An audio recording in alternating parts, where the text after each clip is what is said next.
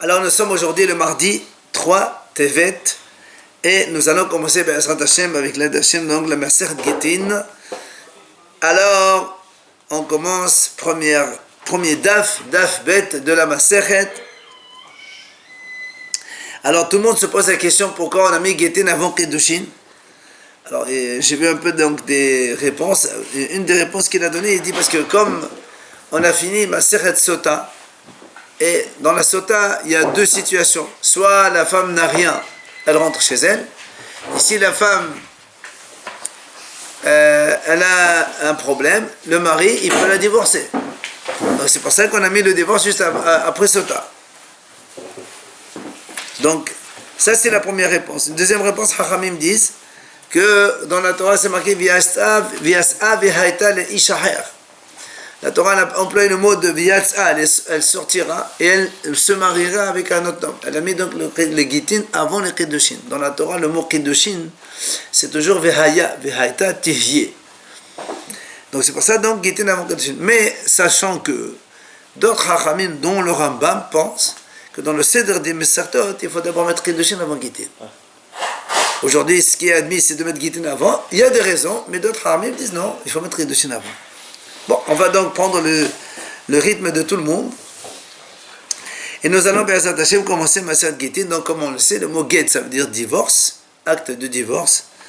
Et pour la petite histoire, on dit que get, pourquoi on l'appelle get, gimel et tête?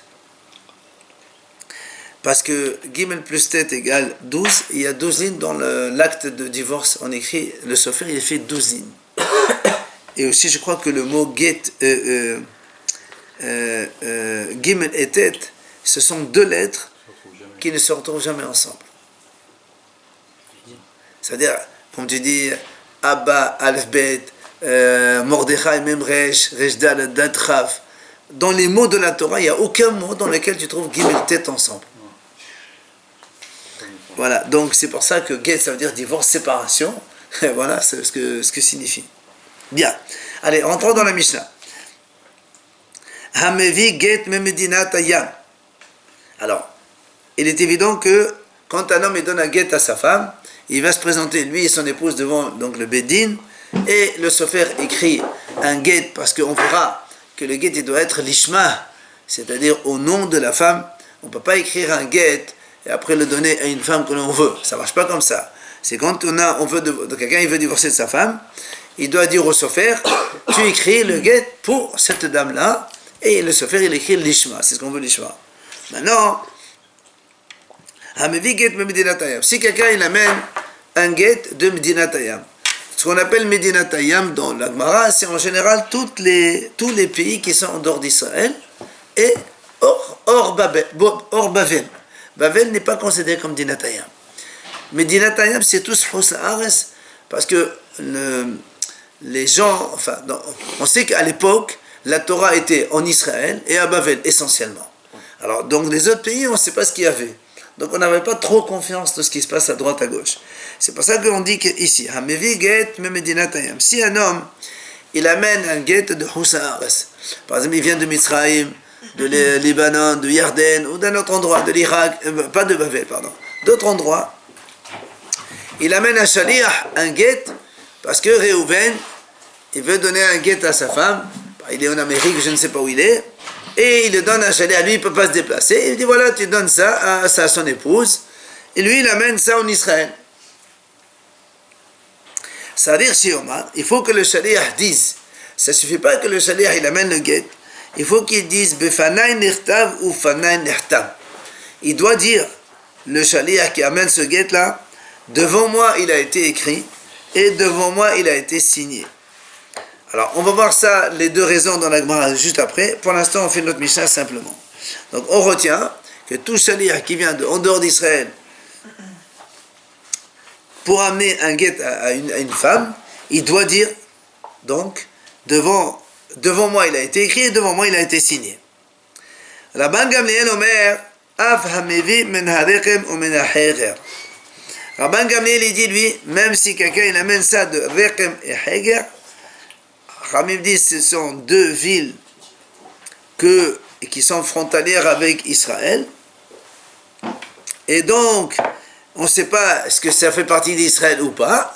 Rabban Gamliel dit non. Ça, Reqem et Haïga, c'est aussi considéré comme Houssa Aras. Donc si quelqu'un il amène un guet depuis ces deux villes-là, il doit aussi dire Befanai Nirtab ou Fanai Nirtam. Il faut donc retenir cette expression puisqu'on va la répéter souvent. Befanai Nirtab, devant moi il a été écrit, ou Fanai Nirtam, devant moi ça a été signé. Rabbi Eliezer Omer Afelo Mikfar Lodim les Lod. Rabbi Eliezer dit comme ça, même si un homme il apporte un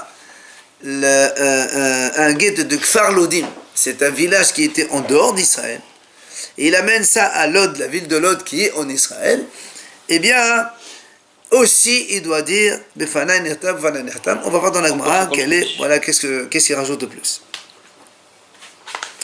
V'hachamim omrim eno sarir shiomar Befanai Nirtam, Befanai Nirtam ella hamevir memedinat hayam vehamolech. Il y a les hachamim ils disent non, parce que quand on est dans, par exemple, Kfar Lodim, c'est une ville frontalière d'Israël, c'est à côté. Est-ce que tu considères ça Medinat Hayam? Medinat Hayam, ça veut dire qu'il faut traverser la mer pour aller en dehors d'Israël. Alors c'est ça, en fait, la mahloket. Et la Gemara dit, Hachamim, ils sont d'accord, ils disent non. Quand est-ce qu'on oblige le Shaliach à dire Befanai Nirtam, Befanai Nirtam? Seulement quand il amène de Medinat Hayam. C'est-à-dire quand on est complètement en dehors d'Israël. Ça veut dire pas dans les villes qui sont frontalières. Alors que Rabbi Eliezer, il dit, ou Rabban Gamliel aussi, ils disent Reqem, Hager, Lodim, Kfar Lodim à côté, qu'on est en frontalière d'Israël, il faut aussi dire. Rabbi dit non. Il faut pas, les villes qui sont frontalières d'Israël, on n'a pas besoin de dire ça. Il faut que ce soit complètement donc Medinat Hayam. Et aussi Vehamolich. C'est-à-dire celui aussi qui amène un guet depuis Israël jusqu'à Houssa Ares, lui aussi il doit dire Befanai Nirtam, Befanai Nirtam. והמביא ממדינה למדינה במדינת הים, צריך שיאמר בפני נחתם בפני נחתם. Maintenant, la Mishnah dit que si un homme, il amène un guet d'une ville à une autre ville dans un autre pays qui est en dehors d'Israël, lui aussi il doit dire בפני נחתם בפני נחתם. Donc quand on est en dehors d'Israël, d'une ville à une autre, il faut aussi le dire cette phrase-là, donc indispensable. Rabban Shimon ben Gamliel omer afilo mehermonia lehermonia. Rabban Shimon ben Gamliel dit même Hegmonia lehermonia, c'est-à-dire imaginons, Rabban Shimon dit comme ça, même imaginons on est dans une grande ville et la ville elle est gouvernée par deux gouverneurs différents et qui sont marpidim, chacun il a son secteur. Là aussi Rabbi Shimon Gamliel dit que quand un homme il amène un guet de l'un vers l'autre, il doit aussi dire Befanai Nirtam, Befanai Nirtam, parce que comme la ville elle est gouvernée par deux gouverneurs différents et qui sont un petit peu intransigeants chacun envers l'autre, c'est considéré comme deux pays différents.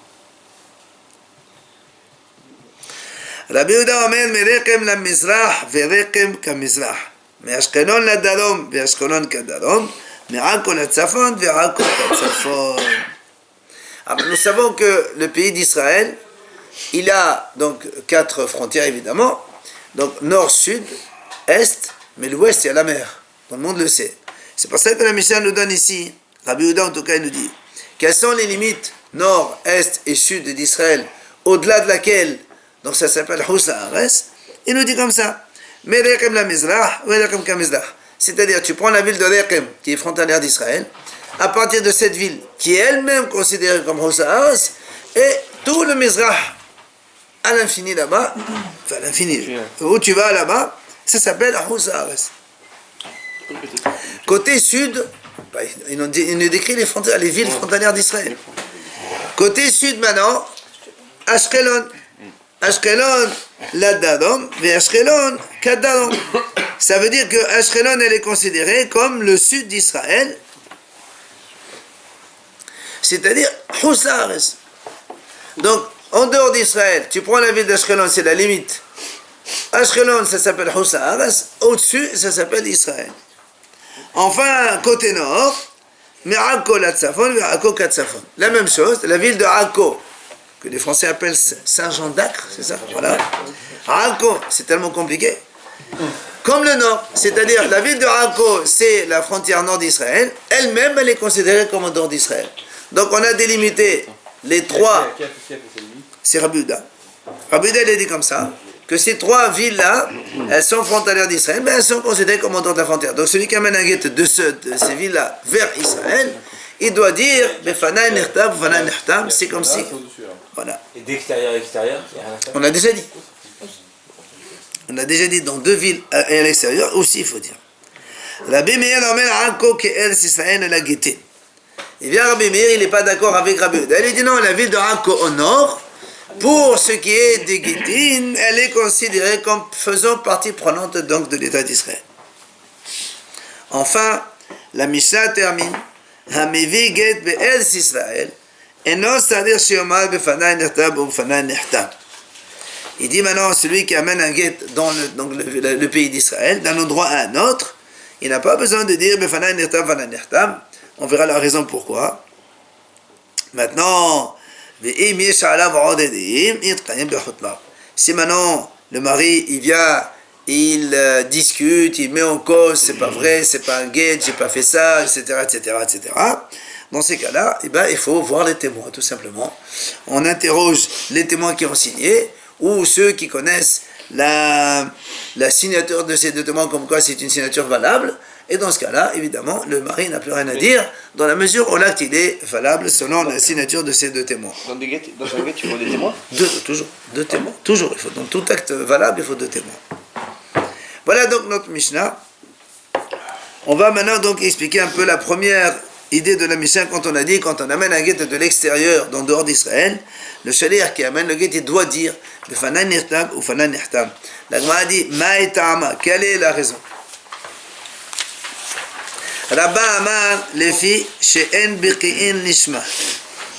Rabba il dit tout simplement parce qu'en dehors d'Israël, ils ne sont pas très, on va dire comme ça, ils ne connaissent pas trop bien les halachot. Et on craint que quand ils écrivent un guet, ils n'écrivent pas l'Ishma, l'Shem Ha'isha. Alors c'est pour ça qu'on demande, or, imaginons que le guet il n'est pas valable, et quelqu'un, un shaliach, il l'amène, il donne à la femme. Et la femme, elle n'est pas considérée comme divorcée. Et elle va se marier avec quelqu'un d'autre, croyant que le guet est valable. Et tous les mamzerim qui vont sortir derrière. C'est pour ça qu'on est très marpide. Les haramim disent, comme là-bas en dehors d'Israël, on ne sait pas s'ils connaissent vraiment la halakha comme Yesouda ou pas, alors on exige que le shaliach il dise, Befanaï Nirtav, il a été bien écrit devant moi, l'ishma au nom de cette femme-là, ou Befanaï Nirtav, et donc devant moi il a été signé. Ça c'est la raison de Rabba. Comment ça peut être autrement, l'olishma? Quelqu'un il a un sofer, il dit fais-moi un guet, il écrit un guet. Après, quelques temps après, il marque le nom de la femme qu'il veut, ici il y a deux femmes, etc. Rava Amar les fiches et en aidim mesouyim le kayim. Rava il donne une deuxième raison pourquoi il doit dire Befanaï Nirtam Befanaï Nirtam. Il dit parce que tout simplement, comme depuis les Hous La'aretz jusqu'à Israël, à l'époque, il n'y avait pas beaucoup de voyages fréquents.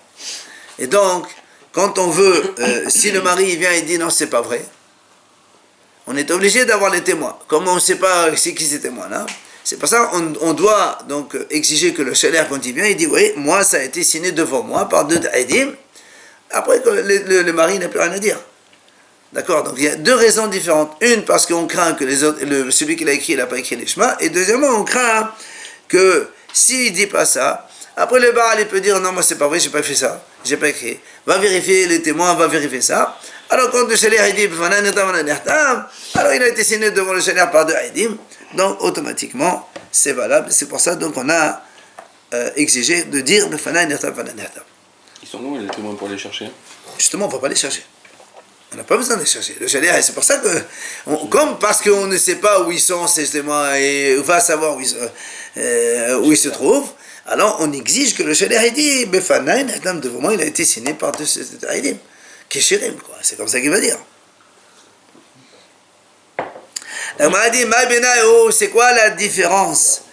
Parce que quand on amène deux raisons comme celle-là, alors on dit mais finalement qu'importe que ce soit la raison de Rava ou de Rabba, puisque les haramim ont donné une halakha que comme quoi quand quelqu'un il amène un guet de Houssas, il faut dire qu'importe la raison, de toute façon c'est la même chose. En quoi ils discutent ces deux-là? Alors le m'a dit non, et qu'il y a des cas où c'est différent. Selon la raison de l'un ou de l'autre, il y a une différence. Exemple, premier exemple que le Gemara l'amène, des atihu betre. Imaginons que le guet il a été amené par deux témoins, deux shlihim. D'accord? Alors, deux envoyés sont venus, ils ont amené le guet. Alors, si on prend la raison de Rabba, qu'est-ce qu'il a dit Rabba? Il a dit parce que, pourquoi on doit dire Befanan et Tavnerta? Parce qu'on craint qu'il n'a pas écrit l'Ishma. Dans ces cas-là, ils sont obligés de dire Befanan et Tavnerta. Les témoins. Les témoins, les deux. Ils sont obligés de dire ça. Il n'y a pas de chalia. C'est eux le chalia. C'est eux le Les chalia. témoins et chalia. Voilà. Alors c'est pour ça que, selon Rabba, ils n'ont pas besoin de dire Befanan et Tavnerta, puisque eux-mêmes c'est les Haïdim, puisqu'ils sont deux. Alors que selon Rabba, le premier qui a dit parce qu'on craint qu'ils n'ont pas écrit l'Ishma, ben ils doivent dire que c'était l'Ishma. Pour la signature des témoins, comme c'est eux qui signent, ou même s'ils ne signent pas, ils sont deux amenés. La raison de Rabba, elle est facile. Il a dit parce qu'on craint qu'ils n'ont pas écrit l'Ishma. Donc quand les deux Shalihim, ils arrivent ici, ils ont dit voilà, nous, ils doivent dire ça a été écrit l'Ishma. D'accord? Mais si on prend la raison de Rabba, qu'est-ce qu'il a dit Rabba? On craint qu'il n'y a pas de témoins qui peuvent venir, et le mari il peut venir rouspéter et mettre en cause. Mais quand le mari il vient, et s'il y a deux personnes qui amènent les guettes, le mari il n'a rien à dire contre deux témoins.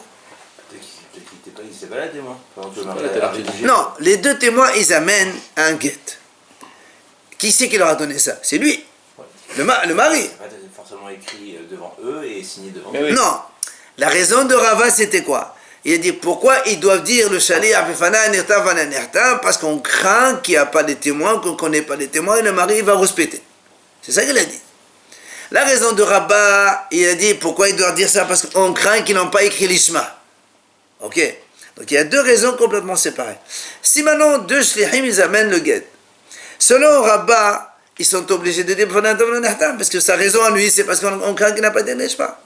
Mais la raison de Rava, c'est pas l'Ishma ou pas l'Ishma. La raison de Rava, c'est à cause des témoins. Dans ces cas-là, ici, ils n'ont même pas besoin de dire ça. Pourquoi? Parce que si le mari il vient respecter, le mari il est un, il dit le guet il n'est pas valable, les deux shlihim ils sont là, il dit comment tu sais pas valable? Tu nous l'as donné à nous.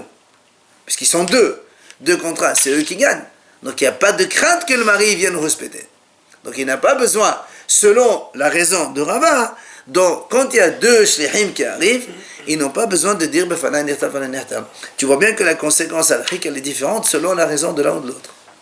Oui, ça peut être devant eux, mais pas l'Ishma. Ça peut être devant eux, mais pas l'Ishma. Dans le deuxième cas. Mais Rava, il ne dit pas que c'est à cause de l'Ishma. Rava, il s'en fout de l'Ishma. Rava, il ne dit pas que c'est l'Ishma. Rava, il dit la raison pourquoi on doit dire ça, c'est parce qu'on craint que le mari il vient après mettre en cause. Il n'a pas dit que c'est à cause de l'Ishma. Sinon, c'est la même raison. Et s'il trouve un guet dans la rue, alors c'est problématique. Ah non, attends. Là, on ne parle pas de guet dans la rue. Là, on parle que c'est le chalet. Le mari, il leur a donné. C'est pour ça que indiquer pourquoi ça a été écrit et signé devant eux, c'est... Non, attends. Il ne faut pas oublier le contexte. Deux shlihim, ils arrivent de Mitzrayim, en Israël. Ils disent au Bédine, voilà, nous sommes shlihim de Réhouven, qui veut donner ce guet-là à sa femme Léa. Gaman. Ils ne vont pas inventer, c'est quand même des gens sensés. Haram les interroge, ils voient que c'est valable ce qu'ils disent. C'est comme deux témoins, c'est la même chose. Alors on donne à Léa.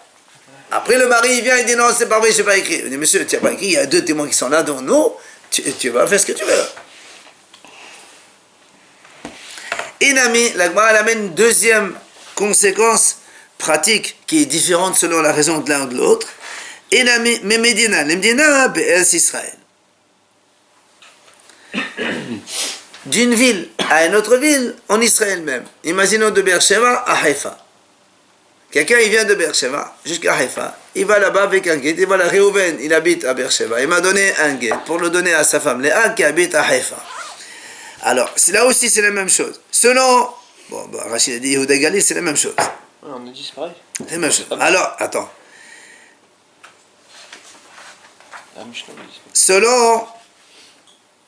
Selon Rabba, qu'est-ce qu'il a dit Rabba? Il a dit il faut que ça écrit l'Ishma.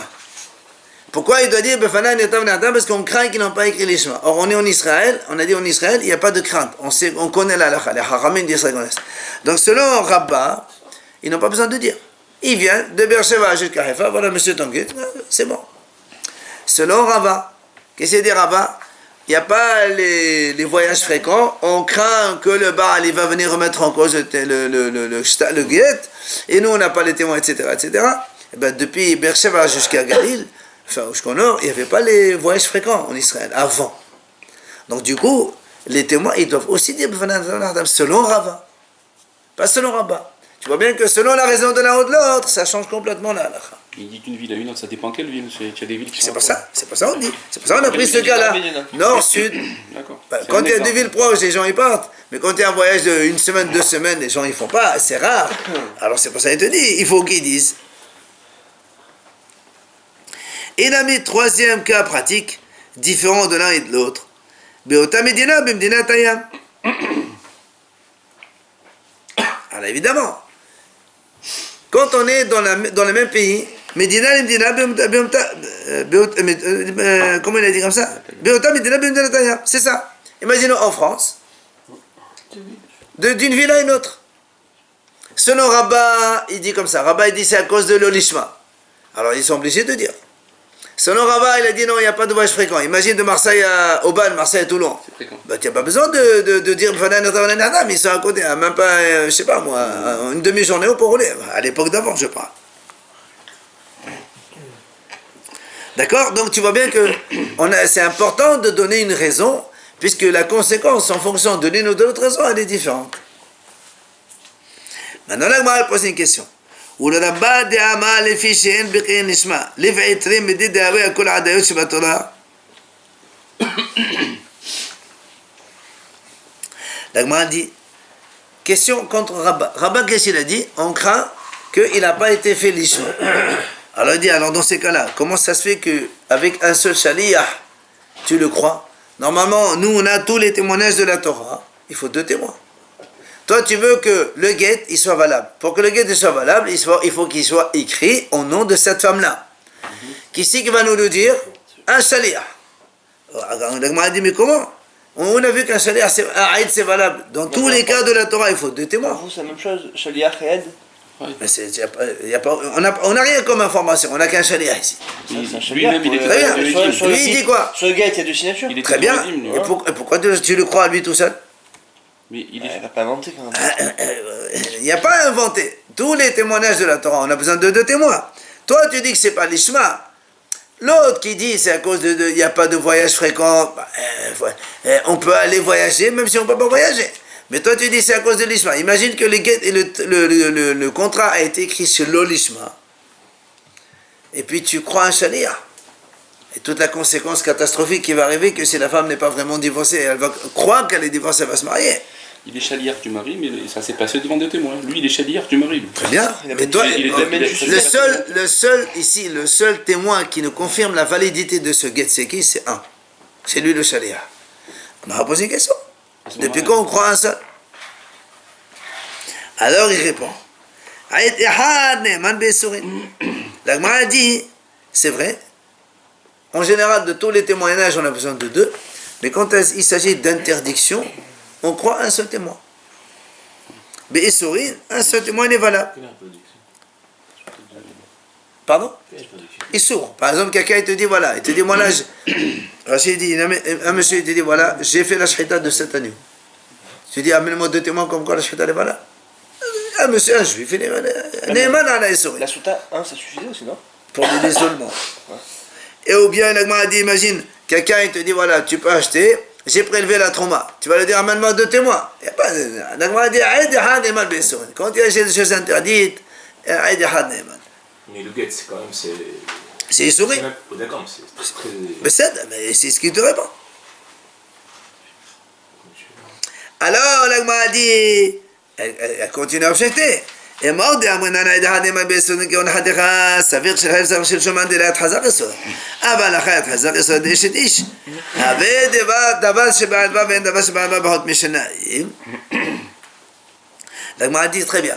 Je suis d'accord. Tu dis hadem abesson. Un témoin dans les souris, un seul témoin on le croit. Et quand est-ce qu'on croit un seul témoin? C'est quand on a un safek. Tu as un morceau de viande par exemple, tu ne sais pas si c'est de la graisse, c'est interdit ou pas interdit, si c'est l'animal il est shahab, pas shahout, pas shahout, si c'est, je sais pas moi, autre chose, bon, on ne sait pas. Un monsieur il te dit, oui, ça c'est caché, il n'y a pas de problème, je te crois, il n'y a pas de problème. Mais ici, il lui dit, on parle d'une femme mariée. D'accord, cette femme-là, elle est mariée, elle est ishtish, elle est interdite à tout le monde. Tu vas avec un seul témoin, tu vas me l'autoriser. C'est pas pareil. D'accord? Il y a quand même une énorme différence. Quand on a un savek, tu me dis, il y a un témoin, il te dit, oui, ça c'est caché. J'ai ici une récolte, je ne sais pas si je peux la manger tevel ou pas tevel. Peut-être que oui, peut-être que non. On a dit, un témoin te dit, monsieur, c'est bon, c'est caché, tu peux manger, je mange. Mais là, on part du principe où la femme, elle est déjà, elle est déjà mariée, cette femme. Elle est donc Beisura, Zakat et Sura. Alors comment ça se fait qu'on croit un seul témoin? Très bonne question. Le safek, il n'est pas sur le lishma ou pas lishma? Justement, mais le safek, c'est quoi la conséquence de ce safek? C'est que la femme, elle va pouvoir se marier.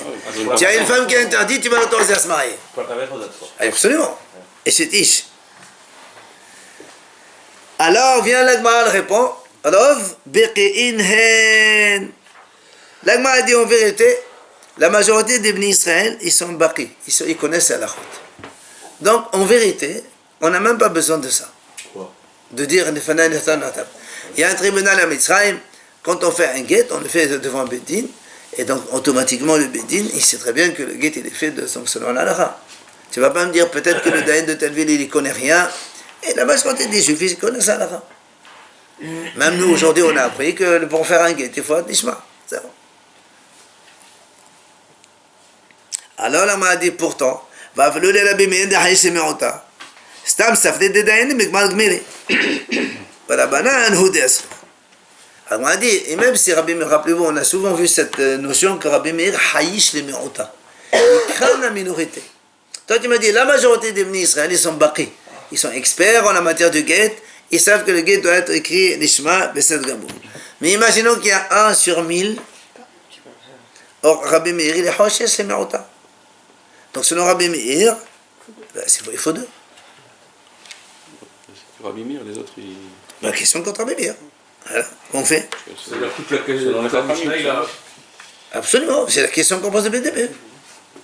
On fait selon Rabbi. Attends, il va répondre. Non, non, fais pas selon Rabbi Meir. Tu peux pas laisser Rabbi Meir sur une question. C'est pas, tu donnes pas une réponse pour que les haramim ils soient contredits. Il faut donner une réponse qui soit valable pour tout le monde. Il y a la Mishnah. Alors, la Mishnah l'a dit. Ils ont pas la Mishnah. Mais j'ai pas besoin de parler de la Rabbi Meir. La Mishnah a dit il faut dire ça. Moi je te pose une question, comment un témoin est valable? Toi tu me réponds parce que c'est rien, c'est rien. Bah, c'est rien. Bah, Rabbi Meir a dit c'est pas rien. Donc ta réponse tu la jettes en l'air. Il dit non. Il dit même Rabbi Meir qui dit haïch c'est meot. Ah, stam safre de dayanim ikmag. Il dit quand un sofer à l'époque d'avant, c'est pas comme aujourd'hui. Les sofrim d'avant, c'était rare. Donc quand il y a un sofer, il va devant le Bedin. Stam safre de dayanim ikmag. Il connaît ça. Tout sofer, il sait très bien que quand il écrit un guet, il va écrire l'ishma.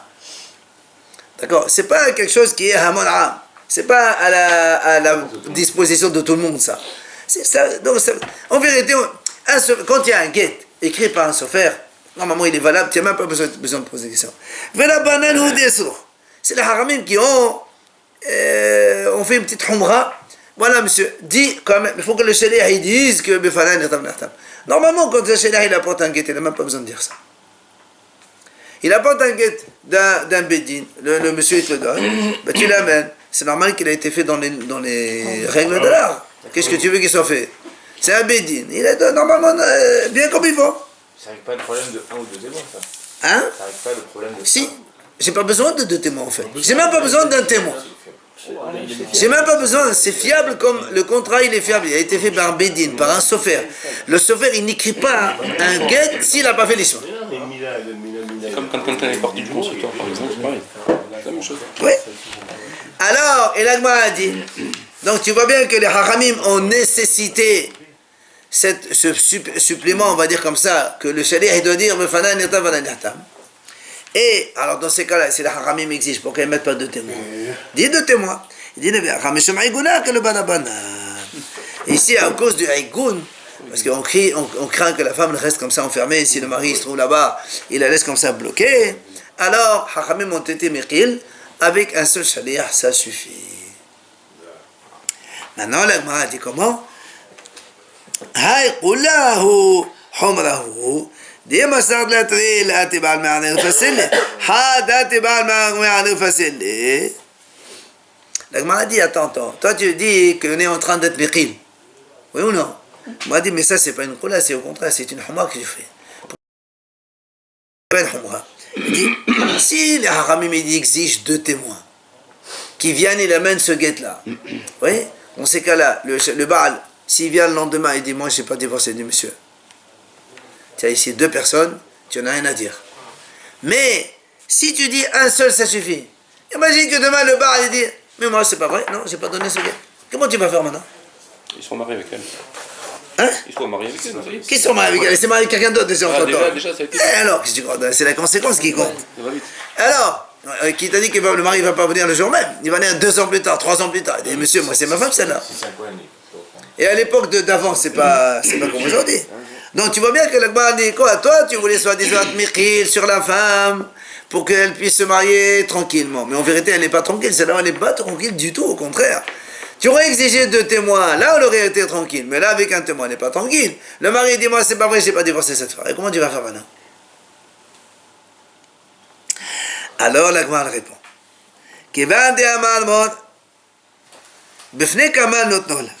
Il dit, puisque on a vu par ailleurs, on a posé une question, on a dit comme ça, quand le shaliach il vient, il apporte le guet de l'Amérique, de Misraël, il l'amène en Israël chez cette femme. Il dit, voilà madame, ton mari t'a donné ce guet. Et il dit, madame, et c'est comme ça, il faut le dire devant des témoins, on ne va pas dire comme ça tout seul. Comment on va le croire après? Le shaliach, il va aller chez la femme, il prend 2 témoins. Non, le shaliach, parce qu'on ne parle que d'un seul. On est en train de répondre qu'il y a un seul qui va venir parler. Il faut 2 témoins. Mais il faut l'annoncer devant 2 témoins aussi. Alors, on a dit combien il faut 2 témoins. Est-ce qu'il faut 2 témoins? Il faut 1 témoin, il faut 3 témoins pour que monsieur, il donne sa tête à la femme. Imagine la femme, elle le prend, elle le déchire, je ne sais pas ce qu'elle fait avec. D'accord? Là, moi, elle pose une question. Ça la libère. Pourquoi tu... Hein? Ça la libère, la femme. Le guet, si elle l'accepte, c'est pour qu'elle soit libérée, entre guillemets. Elle Et soit alors? punie, Très bien, mais il faut valider l'acte. L'agma a dit, est-ce que le shaliach il doit le donner tout seul, avec la femme tout seul? Ou bien il doit aller avec un témoin, ça fait 2, ou bien il faut 2 témoins, ou bien il faut 2, 3, ou fait 3 peut-être comme un beddin. On ne sait pas. Imagine qu'il faut un beddin, il faut 3 personnes, comme ça ils voient qu'on a donné. Mais il faut un shaliach. Et après, elle apprend la femme. Et dès qu'elle apprend, elle a acquis la truc. Très bien, mais le shaliach il doit lui donner devant des témoins. On a vu que non, puisqu'on peut même lui donner comme ça. Ah non, ça c'est le mari. Ah non, ça c'est le mari, mais là aussi il faut 2 témoins, parce que sinon comment tu sais que c'est valable? Rabbi Yohanan et Rabbi Hanina, l'Agma répond, il y a 2 hachamim, Rabbi Yohanan et Rabbi Hanina, Hadamal bifnei shnaim, et Hadamal bifnei shosha. Tu vois, il y en a un qui dit il faut 2 témoins, il y en a un qui dit il faut 3 témoins. Comme ça fait office de bédine. S'il y a le shaliach et 2 témoins, ça fait pas 3 finalement? Et non, lui c'est pas un shaliach, c'est comme le bar. Quand il apporte, il y a 2 témoins. Lui c'est comme le bar, ça marche pas. C'est-à-dire là, le mari ne lui donne pas lui personnellement. Non, là le mari il est en Amérique. Il a envoyé un shaliach. Sinon, s'il vient ici, il n'y a aucun problème, on ne parle pas de ça. S'il vient ici, il donne 2 témoins, c'est bon. Alors, on m'a dit, puisque ce shaliach-là, d'accord, quand il va donner le guet à la femme, il va, donc il fait office que de shaliach, devant 2 témoins, ou 3 selon l'un ou l'autre, mais d'Akdayer, Vela Ate Leodoen Nafshe. Il est évident que ce shaliach, il va faire attention. Il va pas dire il va pas amener un faux, ni un truc comme ça. Sinon après, les gens ils vont le dire. Donc, c'est pas un type bien quoi. Alors, il est obligé de faire attention à ce qu'il dit. Et tout ce qu'il dit, c'est sûr que c'est sûr. Comme ça, quand le mari il va après venir respecter ou remettre en cause quoi que ce soit, on lui dit monsieur, il y a 2 témoins, tout a été officiel, tu n'en as rien à dire. Donc tu vois bien que finalement, le Hachamim, quand ils ont dit un seul shaliach, c'est pas les Humra, il n'y a pas de Humra ici. Au contraire, lui-même il va donner devant 2 témoins, donc c'est sûr qu'il va faire attention à ce qu'il va dire. Et aujourd'hui c'est pareil. La même chose, bien sûr. De tout, Ça marche, témoins. absolument. Mais même quand on va au tribunal ici, chez le Dayan, ils font comme ça. là, C'est- si tout la- le monde, c'est pareil, c'est la même chose. Hein. Si le mari il donne le guet et que la femme elle n'a pas réceptionné, Ça marche pas. alors pourquoi Donc, La femme il a divorcé et la femme elle n'est pas divorcée. elle n'est pas divorcée, bien sûr que non. Il faut que soit il lui donne de main, hein, soit il le met dans son shoot, on verra ça dans la suite après. Il faut que la femme elle l'ait eu. Ah, mais il n'y a pas une question d'argent, normalement dans le guet, il y a... Non, ça c'est l'actoba derrière, ça c'est une autre question. Ouais, mais bon, c'est-à-dire qu'il doit... Ah, il y a deux, regarde, il y a deux choses. Dans le guet, enfin, quand un homme et une femme se séparent, il y a deux choses. Il y a l'interdiction halachique, que la femme, elle était interdite, maintenant elle devient libre, elle peut se marier qui elle veut, après le guet. Il y a aussi la question financière, de l'indemnisation, en fonction de la somme qu'il y a marquée dans le pas en Torah. même temps que le C'est guet. complètement séparé. Non. Il y a des femmes qui ont besoin de guet pour se remarier. Elles sont filles d'actoba. Maintenant, ça c'est un point qui est complètement en dehors. Il y a le problème d'interdit, il y a le problème de finance. C'est deux sujets différents, ça. Elle n'a aucun intérêt de refuser le guet. Elle n'a aucun intérêt de refuser. Je ne sais pas si elle veut pas, si elle peut. Non, la femme c'est C'est son mari qui a divorcé. Il y a quand même une petite nuance. Il faut savoir une chose, qu'aujourd'hui, par exemple, on a l'interdiction de se marier avec deux femmes. Ouais, il faut que ça les calme. Tant que tu n'as pas divorcé de la première, tu ne peux pas te marier avec une autre. Alors tu vois, donc, bon, il y a des astuces que les Dayanim utilisent pour arriver à leur femme, mais bon. Donc c'est pas aussi simple que ça. Donc ça n'existe pas un mari qui, enfin, un homme qui se remarie alors qu'il est encore. Ah, la bigamie, c'est Non, c'est mais pas comment interdit. la bigamie- Il y a harem, je crois que harem, pas de non, pas de Rabbeinu Gershom. Rabbeinu Gershom, c'est celui qui a avec deux femmes. Oui, mais nous on non, il y a aussi Xerat Hachamim, qu'un homme n'a pas de mariage, des femmes, des trucs comme ça. Parce que même aujourd'hui, nous, les Sfardim, on n'a rien à voir avec Rabbeinu Gershom. Nous, on ne dépend pas. Et en plus, certains ils disent que le harem de Rabbeinu Gershom, il a fini déjà avant le 6e millénaire. Bon, quoi qu'il en soit, nous, les Sfaradim, on n'est pas tenus par ça. Mais même si, Hakam, par exemple, ils disent aujourd'hui, prenez le cas un homme, sa femme devient folle. Elle devient folle, peut-être psychiatrique. Comment il fait? Il reste comme ça? Alors on donne ce qu'on appelle heter arabanim, on appelle comme ça. C'est-à-dire que le Bedin, il cherche ce qu'on appelle Me'arabanim, sans Rabanim, qui lui donne l'autorisation pour se marier, il a le droit, comme ça, d'avoir une deuxième femme, puisqu'on ne peut pas donner un guet à une femme. Non, ça c'est pas dit. Il faut trouver son rabbinim, tu dis. En Israël, tu téléphones un truc, il t'envoie un fax rapide, c'est pas un problème ça. Il y a un Bedin, le Bedin supérieur, et puis on voit de Rabanim à qui il expose les faits. Mais il n'a pas le droit de se marier avec sa femme, ça? Ah non, Comment ça se fait? c'est la seule de se marier avec deux On femmes. a vu, Oui, mais c'est pas quatre femmes, Hachamim, non, Hachamim ont été gozer de ne pas se marier avec deux femmes. Donc c'est pour ça qu'il y a un problème aujourd'hui. D'accord? Allez.